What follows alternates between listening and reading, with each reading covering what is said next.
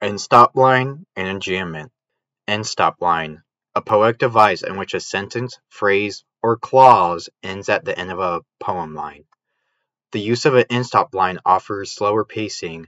End stop lines are usually indicated with punctuation at the end of a line, and because of that punctuation, the reader is offered a chance to stop and think about what's being said in the poem. They also offer rhythm/tempo in a poem. Usually, the typical poem is like, rhythm, rhymes, all that. And when you have periods, you get to say one rhyme and then follow up on the next. And it kind of like creates this sort of musical effect. All right. Probably the most famous example in poetry that uses end stop lines has to be this piece from Hamlet. To be or not to be, that is the question. Whether 'tis nobler in the mind to suffer the slings and arrows outrageous fortune, or to take arms against a sea of troubles. Hold on. Who wrote this again? Kanye!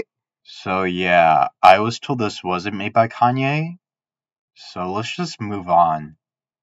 So this piece from Hamlet is really good in identifying end stop lines. You have punctuation right here that identifies these are end stop lines. They stop the sentence right before a new line starts in the poem. Also, this example is really good to introduce something called enjambments. And what you have to know is that they're the opposite of the end stop lines. This is best seen with the word fortune and how it leads into the word or. Even though we're at the end of the poem line, the sentence still continues on.